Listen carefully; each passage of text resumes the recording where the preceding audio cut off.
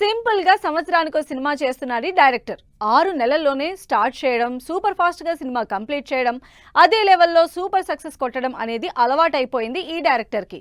అందుకే ఈ డైరెక్టర్ ఎవరితో సినిమా చేస్తారని ఎక్సైటింగ్ గా ఎదురు చూస్తున్నారు ఆడియన్స్. అనిల్ రావిపూడి అనడం కంటే ప్రతి సంక్రాంతికి బ్లాక్ బస్టర్ హిట్ కొడుతున్న డైరెక్టర్ అనడం కరెక్ట్ ఏమో అనుకుంటున్నారు జనాలు. ఆ రేంజ్ లో ప్రతి సంక్రాంతికి సినిమా రిలీజ్ చేయడం, మినిమం 300 కోట్ల కలెక్షన్స్ వసూలు చేసి సూపర్ హిట్ చేయడం ఆనవాయితీగా పెట్టుకున్నారు అనిల్ రావిపూడి.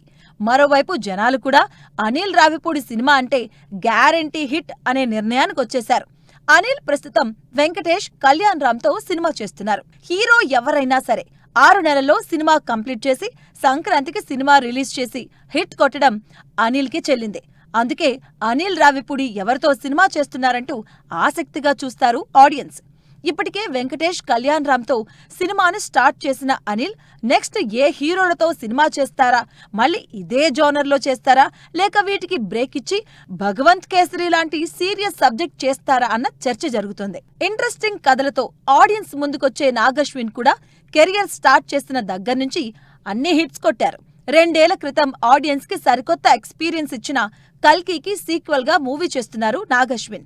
కమల్ హాసన్, ప్రభాస్, అమితాబ్, దీపికా పదుకొనే లాంటి ఇండియన్ స్టార్ కాస్ట్ తో తెరకెక్కిన కల్కి movie never before scientific action డ్రామాగా ఆడియన్స్ ముందుకొచ్చింది. కల్కికి సీక్వెల్ గా కల్కి 2 చేస్తున్న నాగశ్విన్ ఈ సినిమా తర్వాత ఏ మూవీ చేస్తారో అని క్యూరియస్ గా ఉన్నారు జనాలు.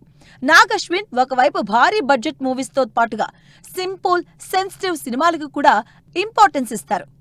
బ్యాక్ టు బ్యాక్ ప్రభాస్ లాంటి పెద్ద హీరోతో సినిమా చేసిన నాగశ్విన్ నెక్స్ట్ సినిమా చిన్న సినిమా చేస్తారా, లేక ఇలాంటిదే మరో భారీ ప్రాజెక్ట్ చేస్తారా అనేది ఇంట్రెస్టింగ్ గా మారుతుంది.